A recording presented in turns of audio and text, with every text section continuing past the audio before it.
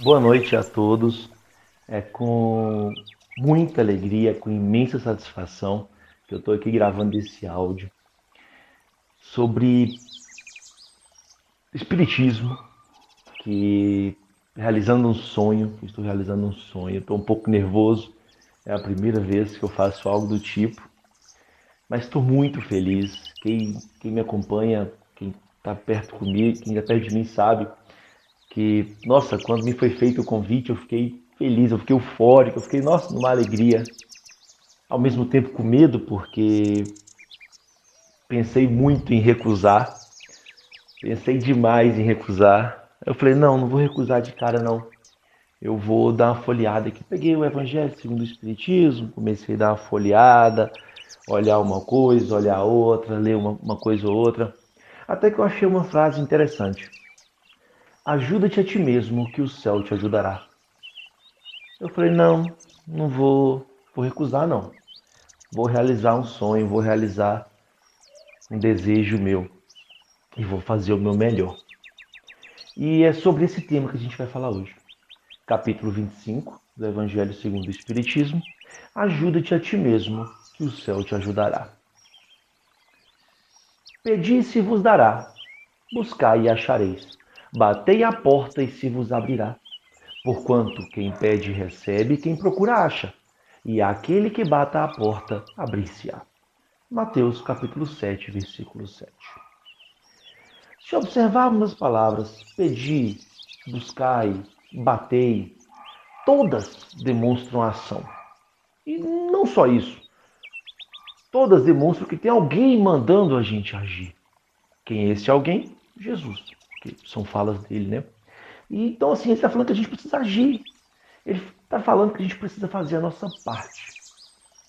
Logo no início desse capítulo, os Espíritos eles nos falam o seguinte: buscai e achareis é análoga a esta outra. Ajuda-te a ti mesmo, que o céu te ajudará.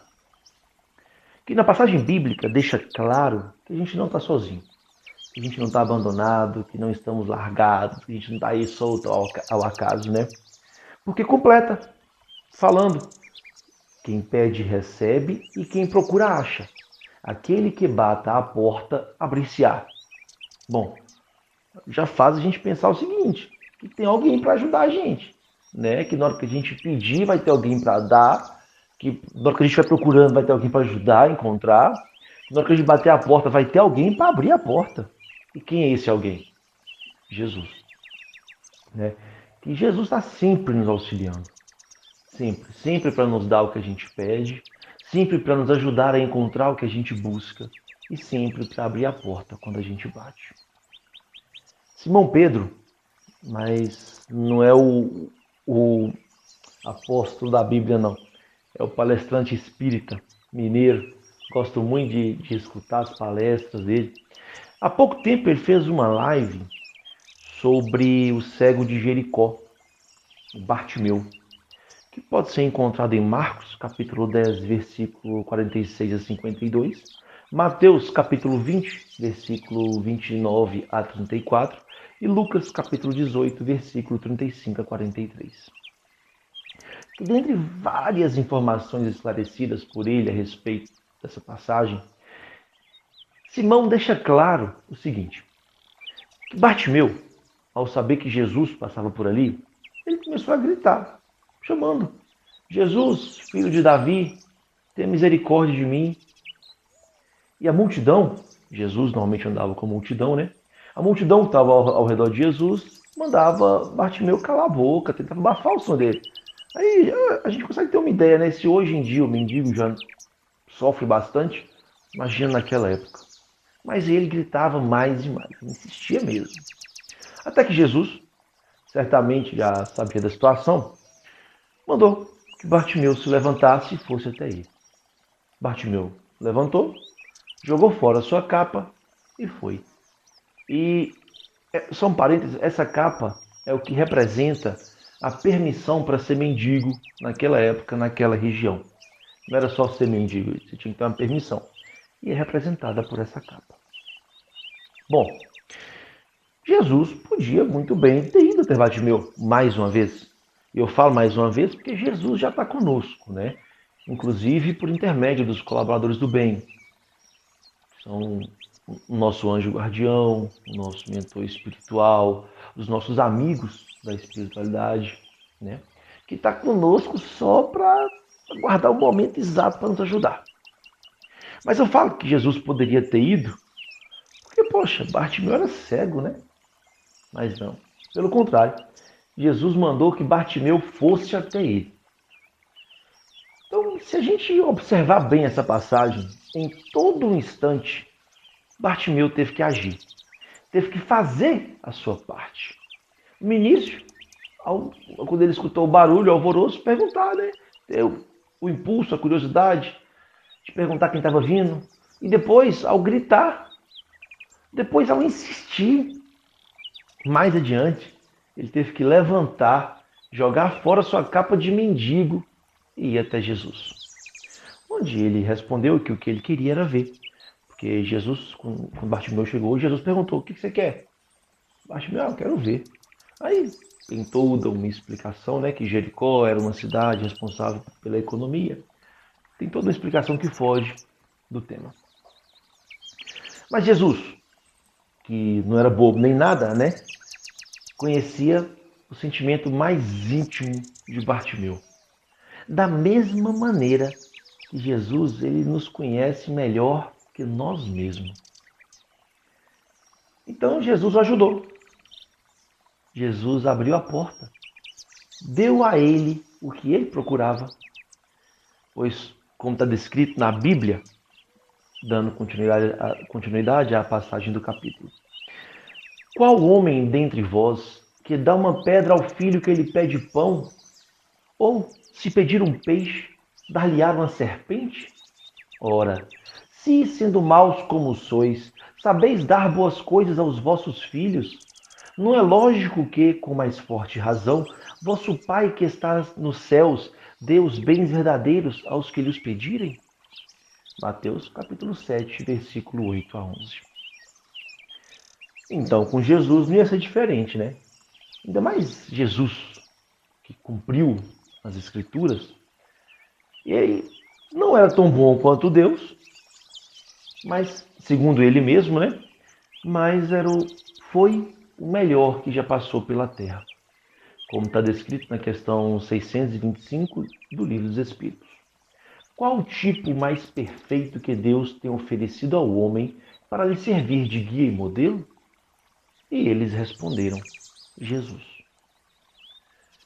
Então, Jesus sabe exatamente o que a gente quer. Ele sabe exatamente o que a gente sente.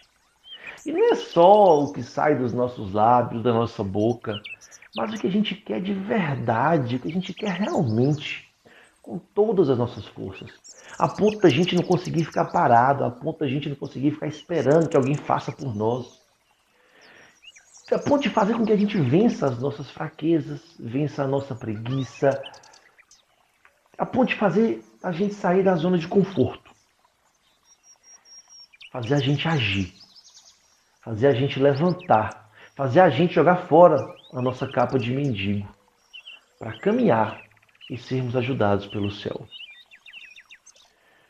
Como diz Lísias, no livro Nosso Lar, pelo Espírito André Luiz, psicografado por Chico: convém não esquecer, contudo, que a realização nobre ele exige 3 requisitos fundamentais, a saber: primeiro, desejar; segundo, saber desejar; e terceiro, merecer. Ou, por outros termos, vontade ativa, trabalho persistente e merecimento justo. Os espíritos superiores não violentam ninguém. Eles respeitam o nosso livre-arbítrio. Por exemplo, se Bartimeu tivesse escolhido continuar sentado lá na beira da estrada, lá saindo de Jericó, pedindo esmola, ele ia continuar assim. Como eu acredito que muitos outros necessitados da época continuaram. Por quê? Porque não tiveram força, porque não sentiram a necessidade de mudar.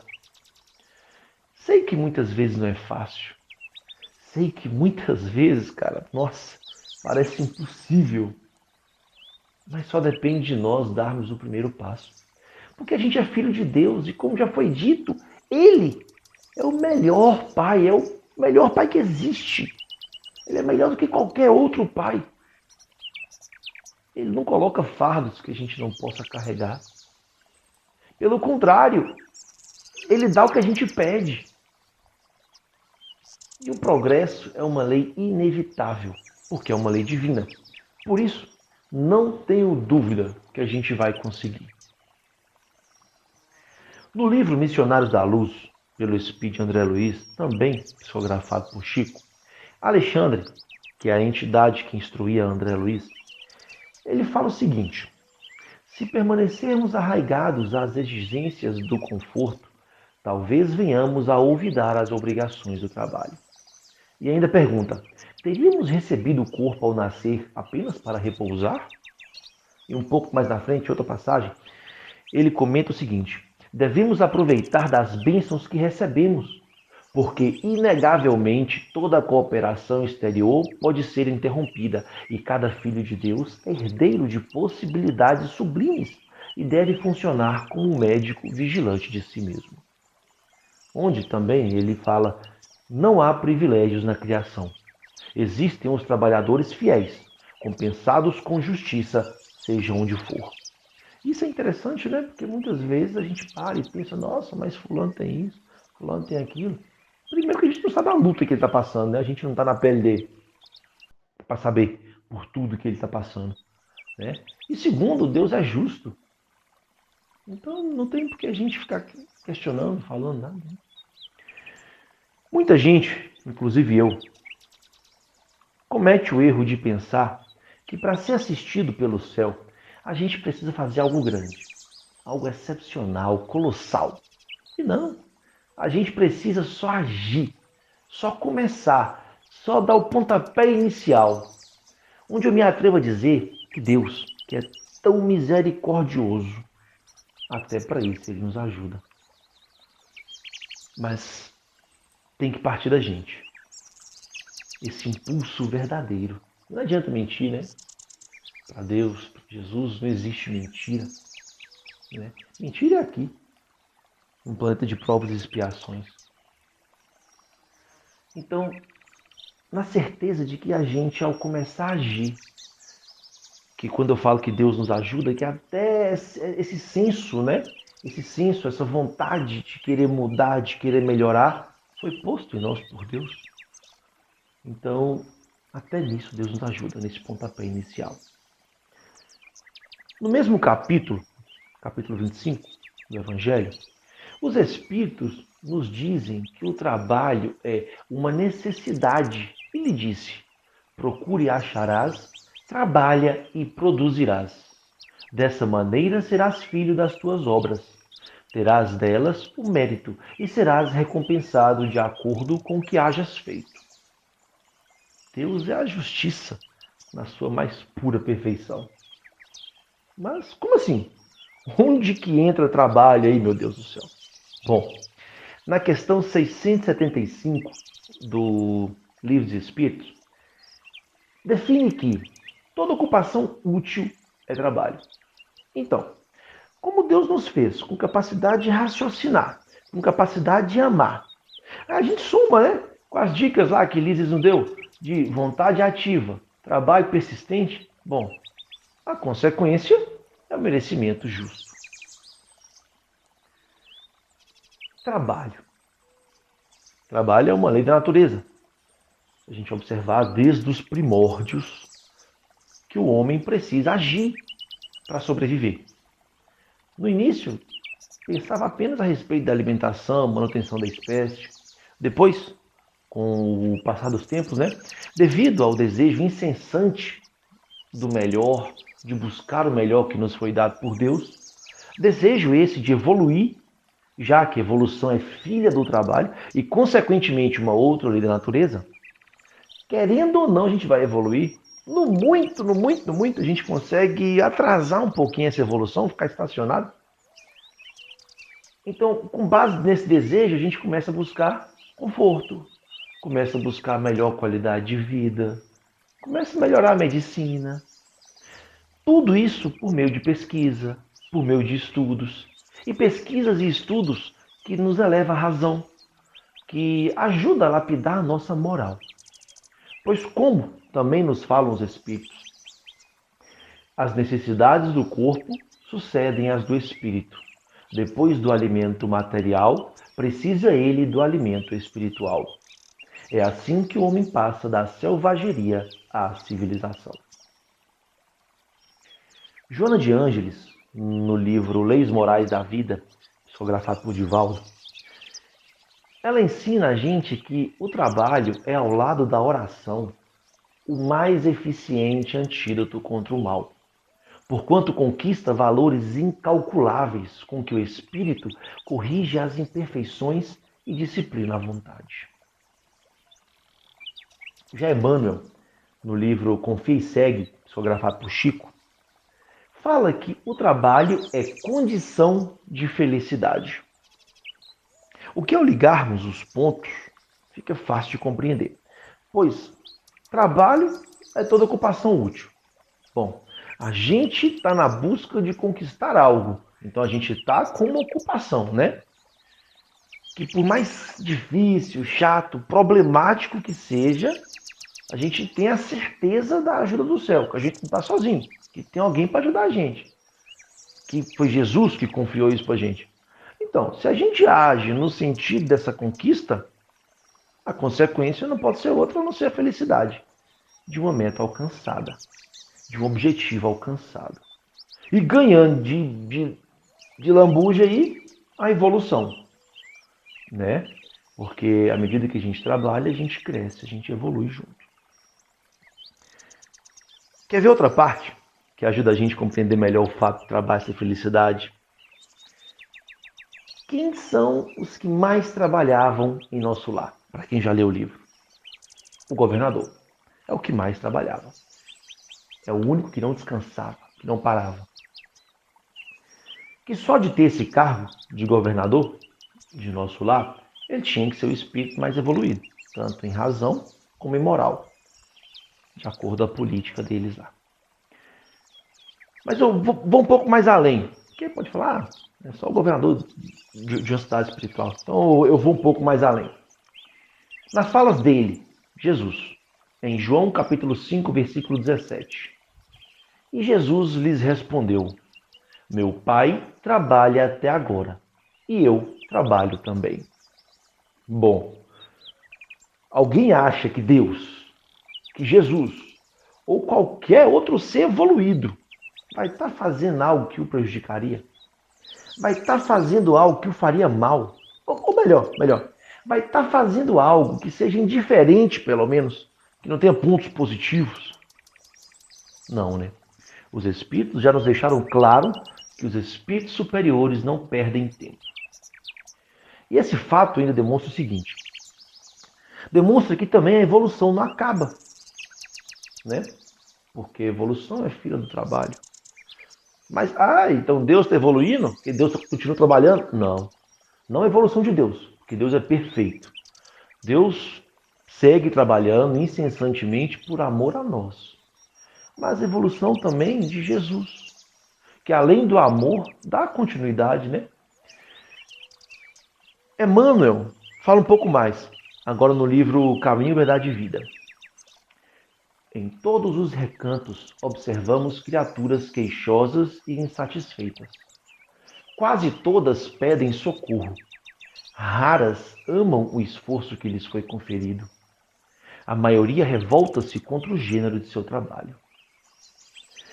Só para esclarecer novamente, segundo Miramês, quando ele comenta a questão 675 do Livro dos Espíritos, em se falando das leis do trabalho, não poderemos esquecer que ele se divide ao infinito. Então, desde que seja uma ocupação útil, qualquer coisa que a gente faz é trabalho. Beleza? Então, seguindo o raciocínio de Emmanuel. O problema, contudo, não é de gênero de tarefa, mas o de compreensão da oportunidade recebida. De modo geral, as queixas nesse sentido são filhas da preguiça inconsciente. É o desejo ingênito de conservar o que é inútil e ruinoso, das quedas no pretérito obscuro. é isso, né? É a gente reclamar porque a gente não quer, porque a gente sente dor, né? Porque dói passar pela lapidação para virar uma pedra preciosa. Dói, cara, porque é lixando, né? Quebrando, é cortando as pontinhas para tirar aquelas imperfeições que muitas vezes a gente tenta manter. Imperfeições essas que a gente está habituado a conviver, habituado muitas vezes a ter como muleta, que provavelmente vem sendo motivo de quedas e mais quedas em reencarnações e reencarnações, né? E Emmanuel deixa claro, né, que muitas vezes não é o gênero da tarefa, é que a gente não consegue compreender a oportunidade que a gente está recebendo para estar melhorando, para estar evoluindo, para ser feliz, né? Emmanuel termina o ensinamento dizendo que começamos ontem nosso humilde labor e o Mestre se esforça por nós. Desde quando? Desde quando Jesus está trabalhando pela gente? Só aqui nesse planeta nosso. Já tem alguns milhões para trás, desde a criação, alguns milhões de anos, né? E tem milhões e milhões de anos para frente. Porque Jesus pegou a gente desde o planeta primitivo e vai até o planeta idoso, né? Jesus está com a gente, ele é o governador espiritual da Terra. Então, cara, quando a gente se sentir cansado, poxa, Jesus está trabalhando desde quando?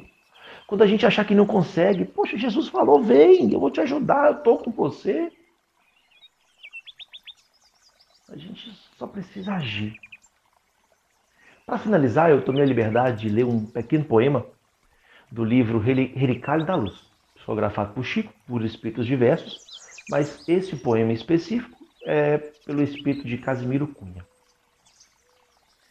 Ajuda-te. Se queres conforto e paz, nunca reproves ninguém. Se buscas os bens do céu, começa fazendo bem. No campo da humanidade, não colherás a alegria, sem plantar com toda a gente a graça da simpatia. Ajuda-te em toda parte, bondade é sol que abençoa. Planta nobre não prospera, sem bases na terra boa. Caridade, gentileza, auxílio, calma e perdão são das preces mais sublimes em teu altar de oração. Recorda que em toda vida, conforme a nossa procura, o Criador nos responde nos gestos da criatura. Mais uma vez, muito obrigado pela oportunidade. Que o nosso Senhor Jesus Cristo possa estar nos abençoando. Que a gente consiga agir, que a gente consiga mover, que a gente consiga buscar, buscar ser uma ferramenta nas mãos do nosso Senhor Jesus Cristo. Como bem terminou o poema, né? Recorda que em toda vida, conforme a nossa procura, o Criador nos responde nos gestos da criatura. Então que a gente seja essa criatura em prol do próximo, em prol do amor, em prol do bem. Muito obrigado por tudo.